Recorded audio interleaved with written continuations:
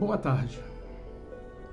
Para quem não sabe, meu nome é Haroldo. Estamos aqui mais uma vez para o nosso estudo do livro Caminho, Verdade e Vida, de Chico Xavier pelo Espírito Emmanuel. Hoje com o estudo do capítulo 91, e o título é Campo de Sangue. Campo de Sangue. Vamos ver o que traz para nós Mateus, né? Por isso foi chamado aquele campo até o dia de hoje, campo de sangue. Mateus 27, capítulo 8. Capítulo 27, versículo 8. Hoje é dia 6 de 2 de 2026, são 18 horas e 6 minutos. Então vamos lá, vamos ver o que o Emmanuel traz para a gente, né? Vamos repetir lá o Mateus. Por isso foi chamado aquele campo, até o dia de hoje, campo de sangue. Vamos ver o que vem a ser isso aí, né? Desorientado em vista das terríveis consequências de sua irreflexão,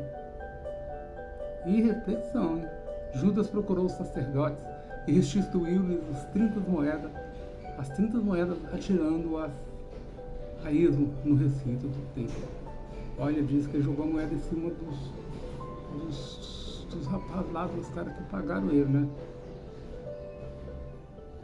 E os sacerdotes, diz que ele tirou a moeda em cima deles.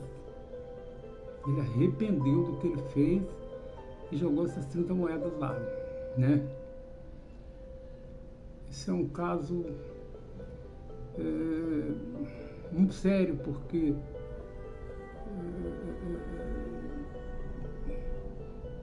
lembram que eu disse que como que Jesus considerava as pessoas, mesmo sabendo dos seus defeitos, mesmo sabendo dos seus erros, mesmo sabendo das suas capacidades de errar.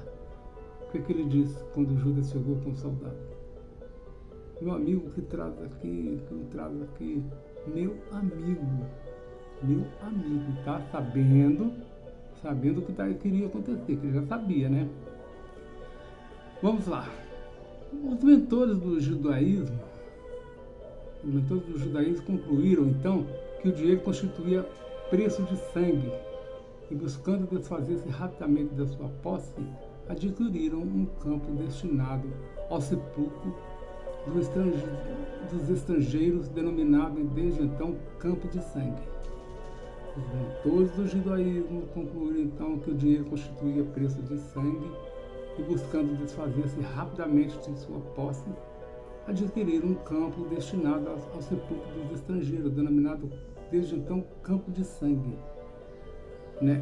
O pessoal do judaísmo lá, os judeus, né, concluíram que aquela moeda representava preço de sangue.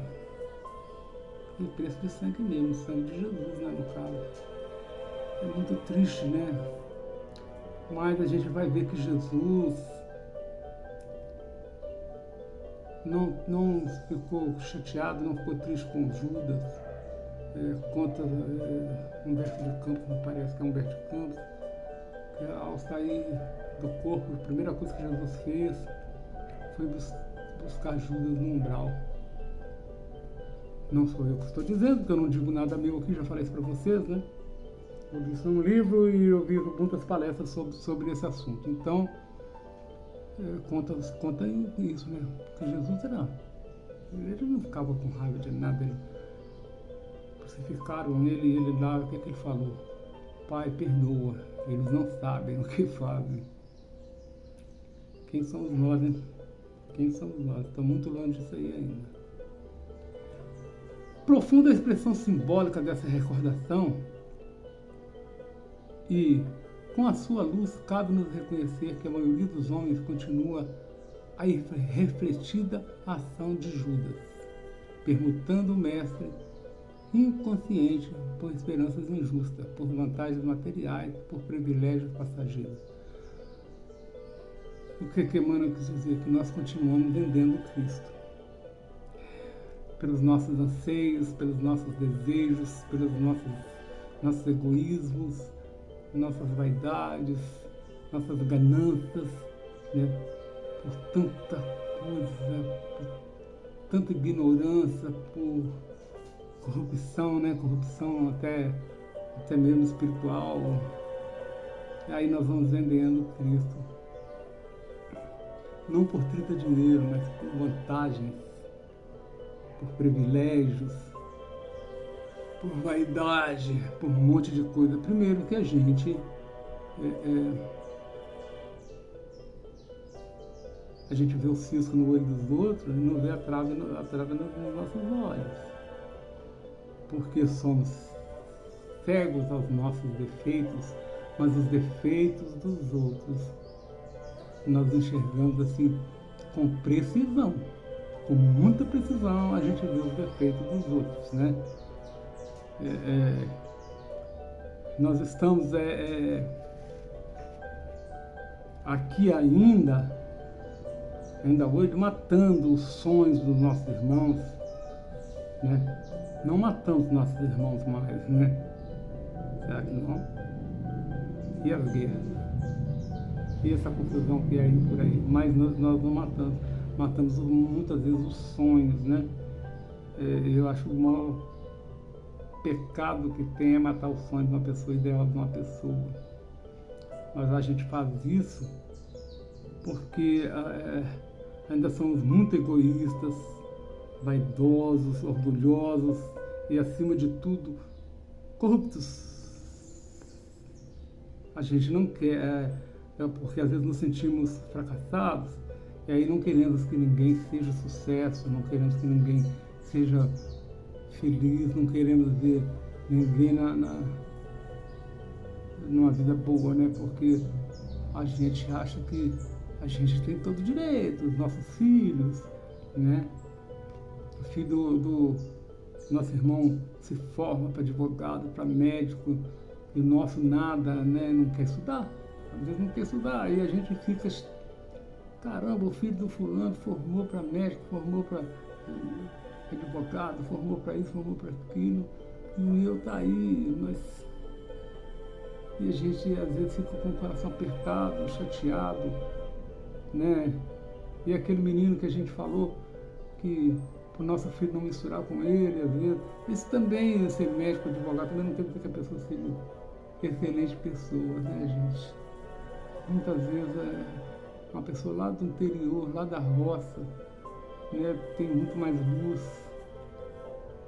do que um médico, do que um advogado, do que um presidente, ministro, seja o que for. Uma pessoa lá da roça, com toda a sua humildade. A vantagem está aí, ó, com toda a sua humildade, mas com toda a sua sabedoria, tem muito mais conhecimento, muito mais luz do que essas pessoas. Mas a gente não aprendeu ainda a entender isso, para que a gente ande com Cristo, para que a gente ande com Jesus. A gente tem que entender que Jesus não era isso. Jesus não se disse rei de nada. A gente chama ele de rei, tudo bem, mas ele nunca se disse rei. Ele nunca se disse rei. A única coisa que ele se disse é: mestre, pode me chamar porque eu sou. E ele era mesmo. Mestre, ele é mestre, né? Nós devemos tudo que nós aprendemos em matéria de evangelho, em matéria de vida, em matéria de honestidade, nós aprendemos com Jesus. Se é que aprendemos. Mas se aprendemos com ele, porque foi ele que deixou toda a moral para a gente. Ele nos ensinou a vida moral. Se nós não aprendemos, culpa nossa. Se nós não seguimos, culpa nossa. Não é verdade? Não é culpa do fulano, não é culpa do ciclano, é culpa nossa. Entendeu? Então é assim mesmo.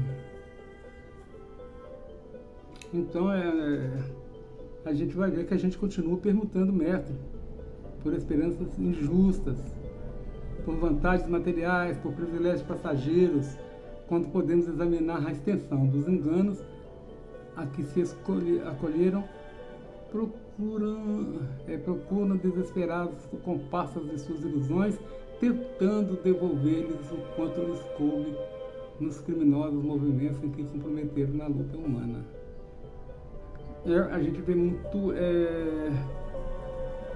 disso em reunião mediúnica, né? Os comparsas procurando seus parceiros, né?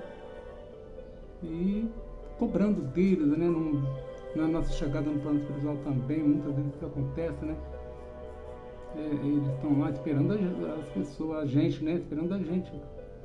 Por algum motivo, fomos comparsas deles em algum erro, em alguns erros, então eles estão lá esperando a gente, para cobrar da gente. Uai, cadê?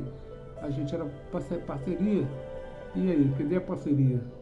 Mas a gente às vezes melhorou aqui, aprendeu alguma coisa, seguiu, não está mais a fim de fazer aquelas coisas, e eles não aceitam. O problema é que eles não aceitam, né? Muito cuidado com o que a gente faz na vida, muito cuidado com o que a gente, por onde a gente passa, por onde a gente anda, pelo que a gente faz, tá bom? Vamos seguir o caminho reto, a estrada estreita, vamos seguir Jesus. Ele é o caminho, a verdade e a vida. Ele é a paz, é o amor, né? É tudo isso aí. Só Ele vale a pena. No mais, a gente tem que guardar, né? Vamos lá. Todavia, com esses frutos amargos, apenas consegue adquirir o campo de sangue das expiações dolorosas e ásperas para o sepulcro dos cadáveres de seus pesadelos, delituosos, estranhos ao ideal divino da perfeição de Jesus Cristo. Irmão em humanidade que ainda não pudeste sair do campo milenário das reencarnações, nós estamos aí, encarna, desencarna, porque a gente não consegue, e luta por enterrar os pretéritos, crimes que não se coadunam com a lei eterna. Não troques o Cristo imperecível por um punhado de cinzas miseríssimas, porque, do contrário, continuará circunscrita a região escura da carne sangrenta. Então a gente não pode distrair com isso, né? Não podemos trocar o certo pelo duvidoso, na verdade, isso que meu pai falava comigo. Não troca o certo pelo duvidoso. Emmanuel nos assiste com essa iluminada mensagem, lembrando-nos que desvirtuamos muitas vezes o objetivo da descida de Jesus Cristo. Trocamos assim por muito pouco a luz pelas trevas.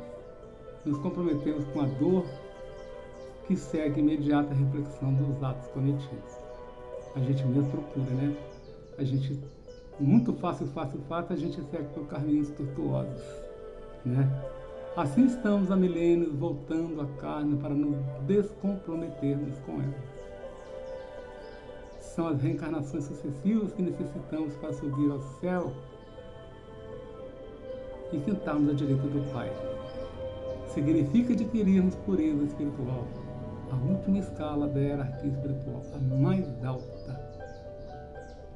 Judas, com boas intenções, entregou Jesus aos seus algozes. Verificando a armadilha em que caiu, matou-se. Fruto da imperfeição humana que devemos desculpar em sã consciência. Desculpar sempre, perdoar sempre. Tá, gente? Desculpar sempre, perdoar sempre. Que possamos nos deixar sempre dominar pelo bom pensamento e influências espirituais boas, sendo fiel ao Cristo até o fim. Que Deus nos ajude. Fiquem com Deus. Jesus nos abençoe.